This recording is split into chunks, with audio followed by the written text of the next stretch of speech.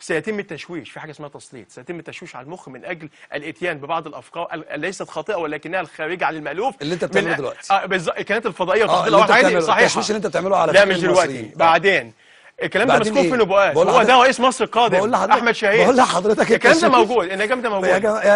المشاهدين قاعدين بس يعني انا بتكلم، المفروض ما تسخفش من الضيف. اتفضل يا فندم، انا مش بسخف. ايا كان رايي سيبنا نكمل. لا اصل انا بقول لك التشويش اللي انت بتقوله. انا بقول لك لا أيوة. في حته تحضير الارواح ان هم بيملوا مخي بحاجات، لكنها بعض الناس برضه الصوفيين والروحانيين الكبار قالوا لي الكلام ده صحيح من اجل ان هو عشان الناس تعرف احمد شاهين ده كان سبب ومنه خاطئ، بس كان سبب. انا دلوقتي بقول ان الحاجات دي خاطئه، وانا بعلن اعتذاري عن تحضير الارواح الحد كلها. هذه العلم موجود بس انا بعتذر عن ممارسته. يعني انت ما كنتش انا بقول لك كنت بمارسه لكن بعتذر عن ممارسته، تبت الى الله. كنت بتمارس علم الارواح؟ انا مارستها على الهواء، مش طلع على الهواء طلعت. انا هنكر ما موجوده يعني انت بتعلم ما في الغيب؟ ايش جاب علم الغيب؟ يعلم ما في الغيب غير الله. ما انت الناس بتضحك علينا. بمارس علم الارواح. ايش جاب تحضير الارواح؟ طب زمايلي في الاعداد يجيبوا لي مقطع انا بقى بعمل اعلانات للقنوات. انا قلت تحضير ارواح، انا بقى قلت بتشرف، بس انا تبت عنها. بتشرف لزمايلي الاعلاميين الكبار. انا طلعت في لبنان حضرت ارواح، بس انا دلوقتي تبت. اعزائي المشاهدين، انا بتشرف اني بعمل لزمايلي الاعلاميين الكبار اعلانات عندي من مقاطع. تعالوا نشوف علم الارواح اللي الاستاذ احمد بيعمل جلجله. وانا انكرته بس انا قلت لك تبت. هنطلع نشوف التقرير. عرفت اللي هو غلط. طب نطلع نشوف التقرير. يلا نطلع نشوف التقرير مع الزحمه. يلا. طيلطوش طيلطوش، طيطوش طيطوش، بلطوش بلطوش، الواحة الواحة، العجل العجل، الساعة الساعة.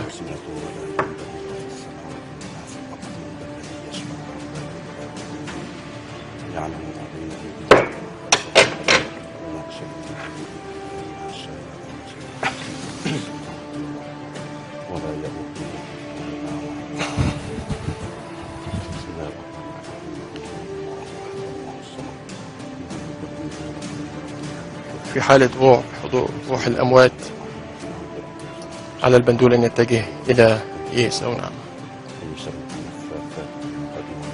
هل حضر أحد؟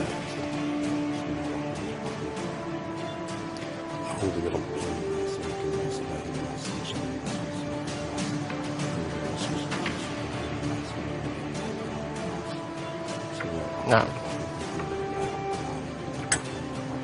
الحركة الدائرية تدل على نعم.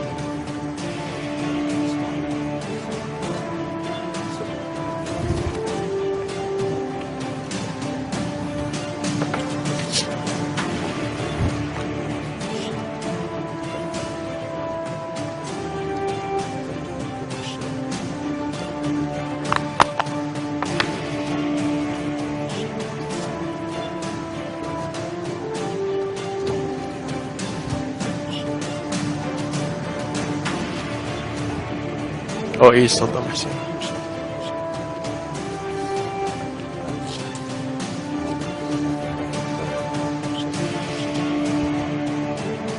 هل حضرت أرقام؟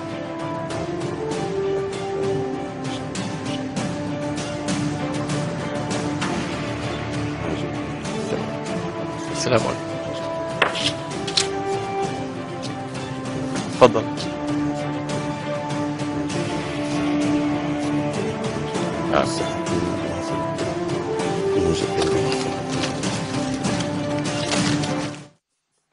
ايوه يا شيخ. هو رجعنا لكم طبعا من التقرير. استاذ احمد تقدر تقول لي ايه اللي كان بيحصل دلوقتي على يعني في التقرير قدامك؟ يعني احنا شايفين احنا كامل قلنا جلا جلا وحاله لا مش جلا جلا. اولا اي دجاله ومش عاوز لا يرضى هذه طريقه علميه. ما انت حضرتك ما هي دي. ما انا هكمل كلامي، ما انت مش عاطيني فرصه. ما انا بديك فرص، انت اللي مش عايز تتكلم. انا مش عايز اتكلم. اتفضل. انت بتعمل بقي وعايز اتكلم. انا دلوقتي انا بعترف ان ده موجود برنامج كل الناس عرفتها، بس انا بعترف ان كان دي ممارسات، هي موجوده علم، كانت ممارسات خاطئه وانا تبت عنها وخلتني في علم الفلك. انا عرفت ان ده غلط، كان في تشويش يعني على انت كنت بتعمل غلط. كلنا بنخطأ وخير الخطاؤون التوابون. الاستاذ احمد بيعترف ان وخير تحضير الارواح غلط. وخير الخطاؤون التوابون. يعني كان بيضر اسر كتير. لا كان بيضر. لا ما بضرش. بيوت اهالينا في كل المحافظات بعلم الارواح. لا انت اخطأت. لا اخطأت لكن ما ضرش حد. اخطأت يا استاذ احمد انك بتحضر ارواح. خليني اكمل كلامي. طب قول لي انت تقوله. وهل في تحضير ارواح؟ قول لي انت تقوله. ما اخطأتش لان كنت بحضر لاستشراف المستقبل وليس تحضير جني من اجل اذيه الناس، فكلامك خاطئ. ما احنا قلنا ملهاش علاقه بالاهالي. لا يتنبأ. انا بحضر. ايه علاقه التنبؤ بالارواح؟ خلينا